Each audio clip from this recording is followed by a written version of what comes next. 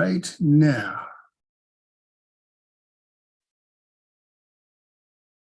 Okay, and don't forget to close the YouTube video because you'll have a double meeting. All right, ladies and gentlemen, it is now 5:37 on April the 3rd. Welcome to another edition of Housing and Real Property Subcommittee. And we have today two cross files, which accounts to 4 bills. And as indicated, they are cross files. All of you have been sent the appropriate information via email. And Matthew, let us begin. Oops. Matthew, let us begin, if you don't mind, sir, with SB 579. Let's start with that one. Sure. Let me just share my screen real quick. Oh, Delegate Holmes, could you please make me a subcommittee, or not a subcommittee, co-host? You there, Matthew? Yeah. Oh, I'm sorry. I didn't open up my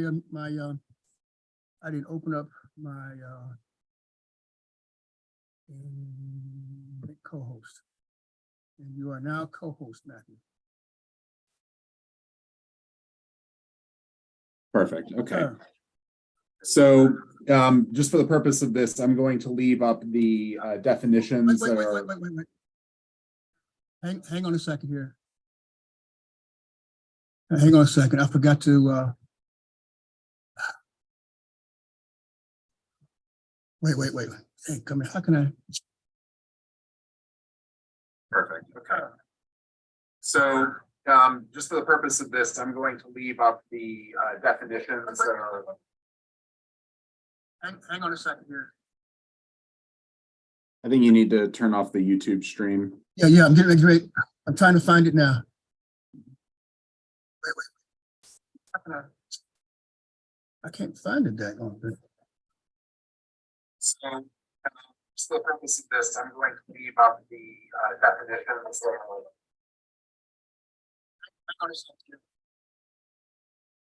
I think you need to turn off the YouTube stream. Yeah, I'm getting it great. I'm trying to find it now. I'm trying to find it. It's probably opened in another window, Mr. Chair.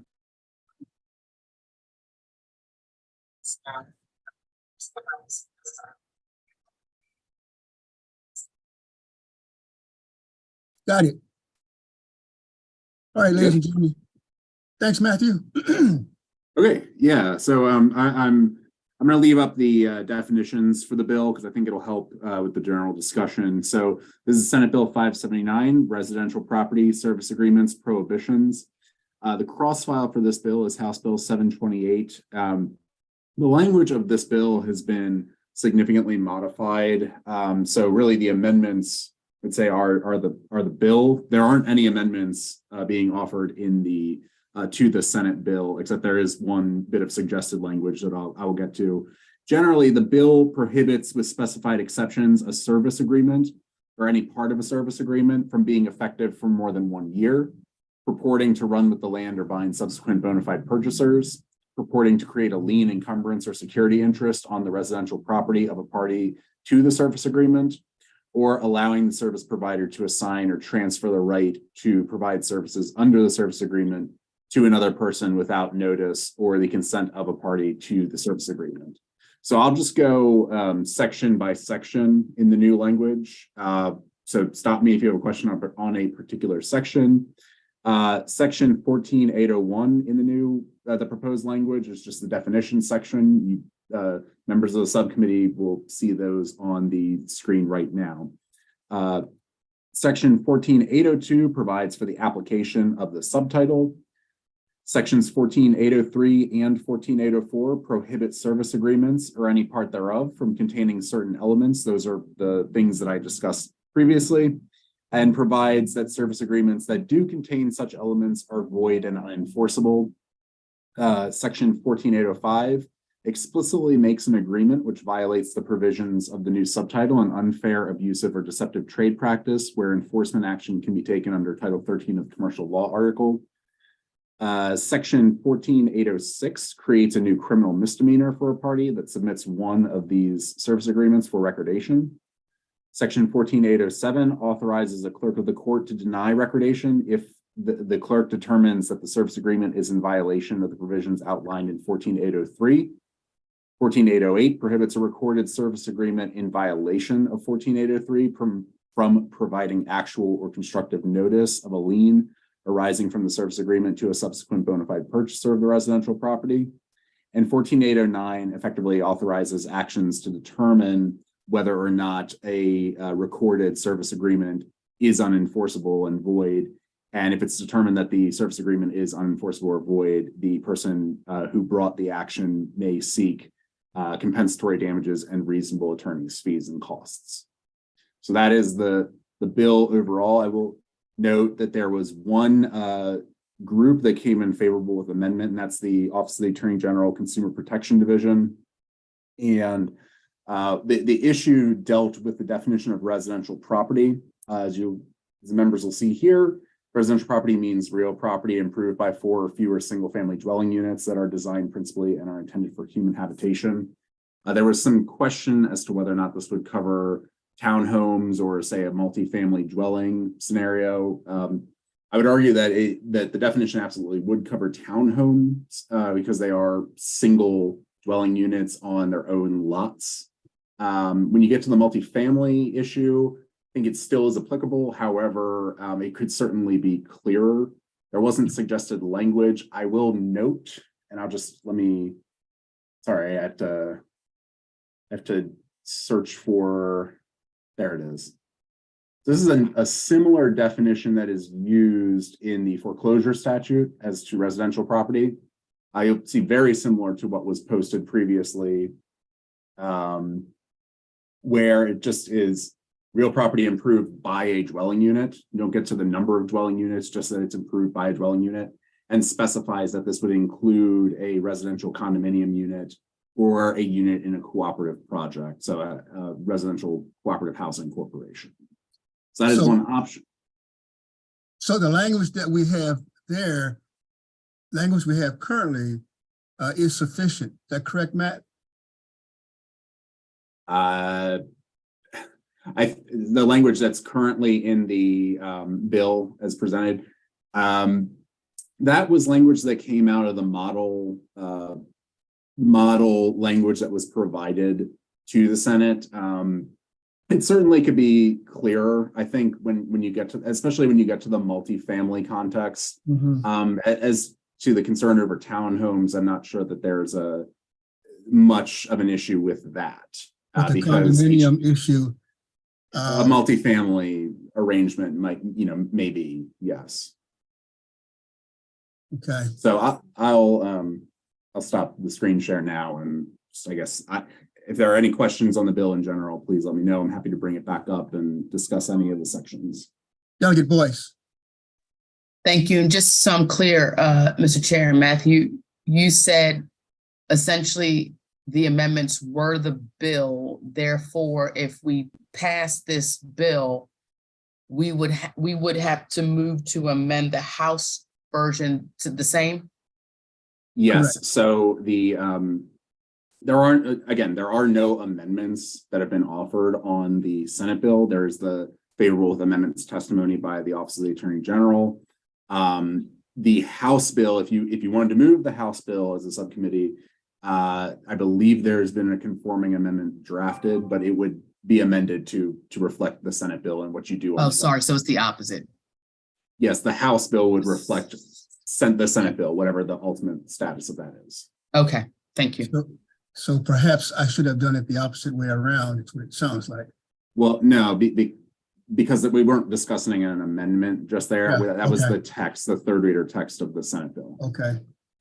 All right. So the only question at this point then is if it's the desire of the subcommittee to make further clarifications as is recommended by the Attorney General. Is that correct, Matthew?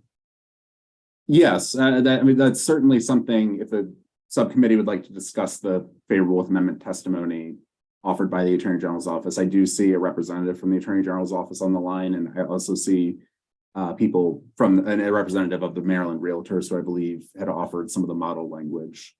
Who's here from, State attorneys. Ms. Wellborn?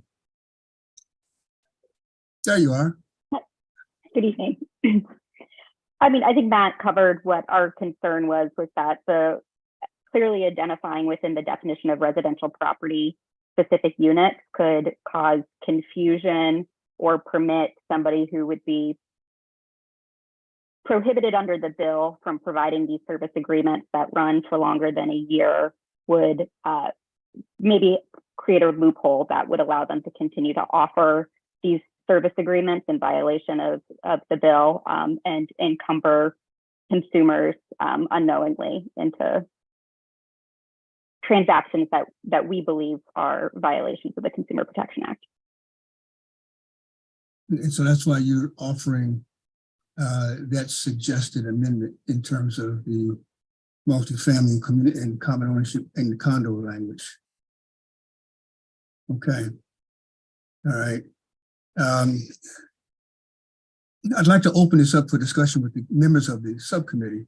I think that perhaps it might add some additional clarity and close a loophole as is discussed by the Attorney General's office. I'll make a motion to add that language to this Senate bill. I'll second. There's a motion and a second. And Matthew, you have the specific language. Is that correct? Well, so just to clarify, what I had shown the subcommittee and everybody on the call was existing language, a similar definition that is in the real property article, something that it could be tied to. I'll bring it up again. I guess the one question, and this may be a better question for both Ms. Wellborn and for the representative from Maryland Realtors, there is that applicability bit about the 1 to 4 dwelling units. Is there some modification that might be needed? But I guess getting to the purpose of why that might have been included, other than the fact that it was included in the model language. Because as it stands, this language here is clearly not limited by the number of dwelling units. It's referring to any real property that's improved by a dwelling unit that's designed for habitation.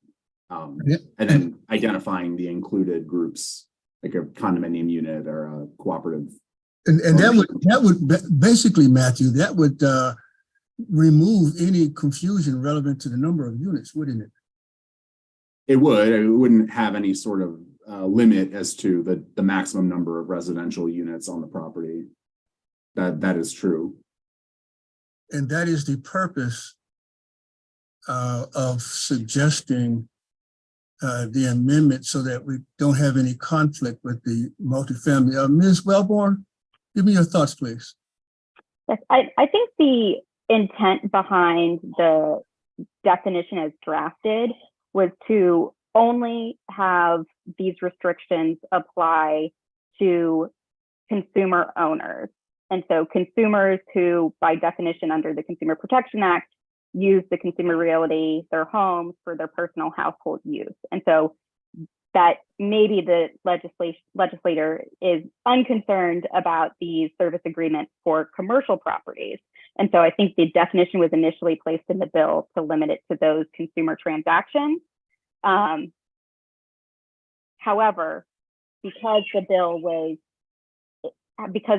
was also included the 1 to 4 limitations, we had some concerns that some consumers would still be left out of the protections the bill proposes. I see. And your suggested amendment specifies 1 to 4. Am I correct? No, 1 to No. 4 is in the language In the currently. language already. Mhm. And I will say that our testimony also really did stem or connect to the initial version of the bill. But this new version of the bill also explicitly says, I apologize, my daughter is in the background.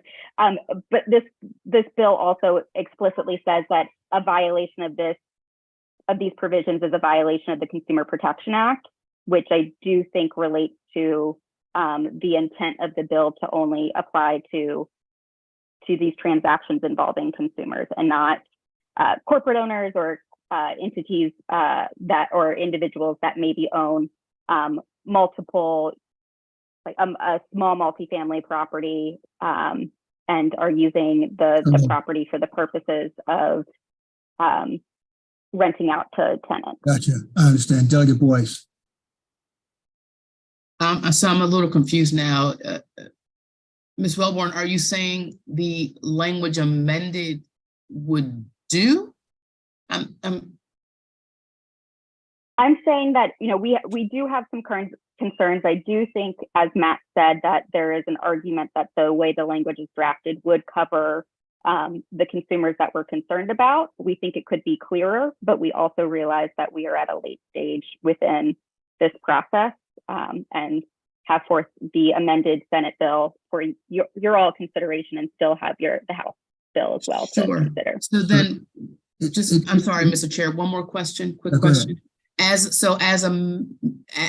is. As is drafted, yes. As drafted, what is, in your sense, the worst case scenario, and how much of a worst case scenario would happen if it didn't really get a little more specific? I think the worst case scenario is that an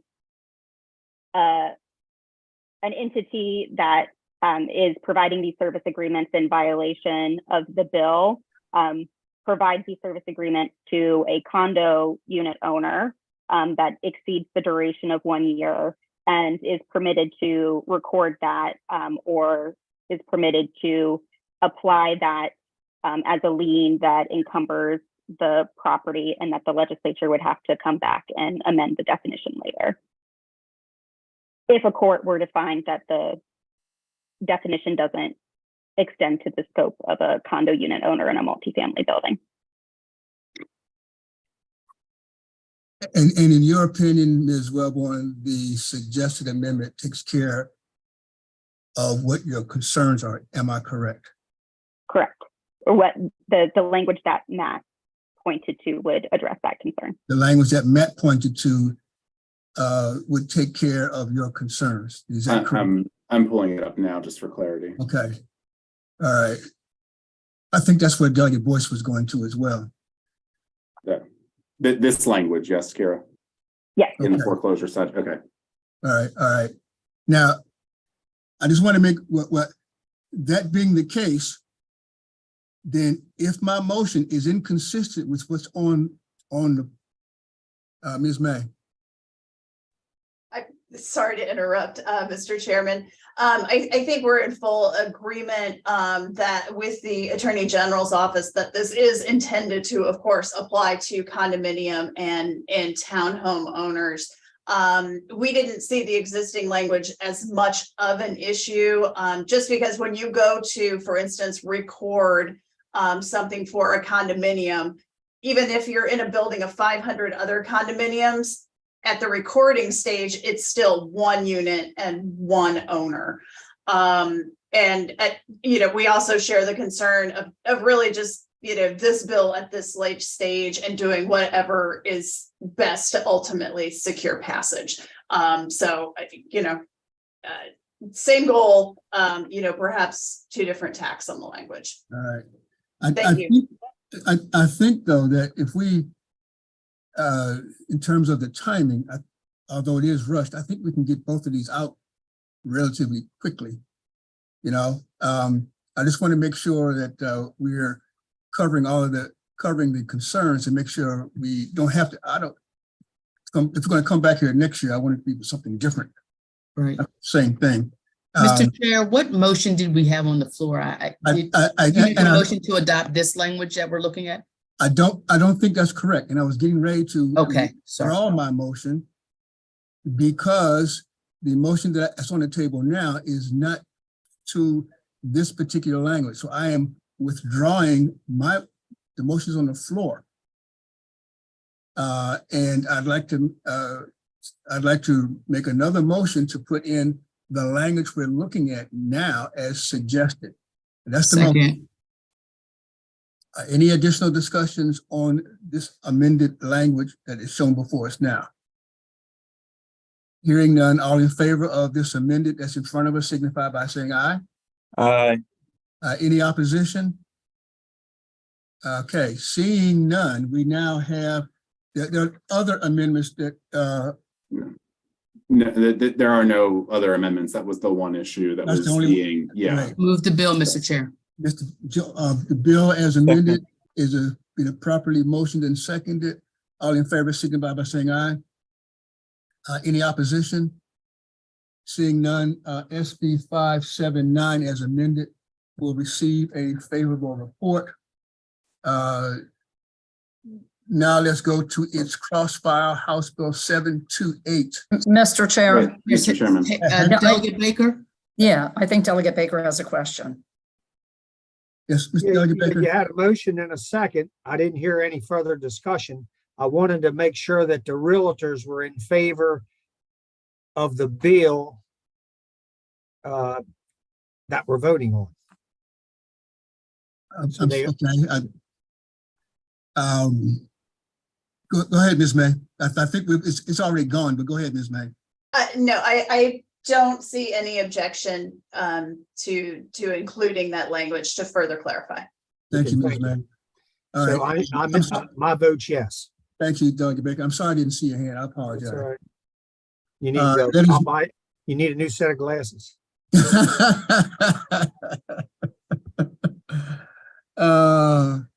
Now let's go to its cross-file, House Bill 728. Matthew? So with House Bill 728, in effect, you would just have a motion, I would assume, to amend to the bill as it was just passed by the Senate bill. So Amend to the To Senate bill. conform.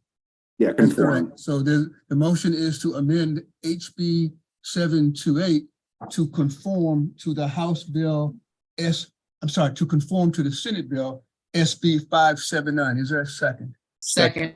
Is there any discussion? Seeing no discussion, all in favor signify by saying aye. Aye. Any opposition? Those two bills then will receive a favorable report from the subcommittee. Let us now go to next two set of bills. Which would you prefer to go first, Matt, the House or the Senate bill? Again, the Senate, actually, in this case, it wouldn't matter. The language is identical. I might as well take the Senate bill first. Senate Bill 371. SB 371, ladies and gentlemen, Matthew, if you would pull that up and just kind of go very briefly through that as well. We've Sure. heard discussion on this bill previously. Matthew, take the floor. Sure. So very simply, the bill defines commercial use for Baltimore City to include multifamily residential development if the development is located within a waterfront commercial zoning district and a half-mile radius of a commuter rail station. I would just note that the delegation's position on the bill was favorable with no additional amendments. I will just briefly scroll to that. That is the bill. It is that simple. I move SB. I think there's a question. Delegate Naraki. Thank you, Mr. Chair. Just for a point of clarification, is this the bill about the harbor area there, basically Harbor Place, kind of that area? Exactly correct. Okay, thank you. Yes, sir. I move favorable on SB 371. Is there a second? Second. Is there a discussion on SB 371? Seeing no discussion, all in favor of SB 371 signify by saying aye. Aye. Aye. Aye. Any opposition on SB 371? Seeing none, SB 371 will receive a favorable report from the subcommittee. Let us now move to its cross-file HB 338. And this is a cross-file of the bill we just discussed. Move favorable on HB 338. Second. Is there any discussion on HB 338? Hearing none, all in favor of HB 338 signify by saying aye. Aye. Any opposition? Seeing none, HB 338 will also receive a favorable recommendation from the subcommittee. Thank you, Ladies and Mr. Chair. gentlemen, that completes our work for today. And hopefully, it completes our work until January 2024. Yeah. That sounds very dramatic. Mr. Subcommittee Chairman, if there are any bills, just let me know. There is the time, as all the members know, that's reserved for Wednesday. But if no bills come up or anything, then that can just be deleted off your calendar. It's really just a placeholder at this point. Make sure there's something scheduled. All right. Mr. Chair, are these going to be on a voting list tomorrow, I'm assuming? I'm hoping so. I'm going to talk to the chair as soon as we get off of this call and make sure that we can in fact get that done. Thank you, sir. All right. Thank you. And I want to thank all of you, all the members of the Housing and Real Property Subcommittee. You guys know I really appreciate you. I really do appreciate you. We did some wonderful work this year, and look forward to seeing you all again very soon. Take care. Hats off to you, Mr. Chair. Yes, indeed. Thank you. All right.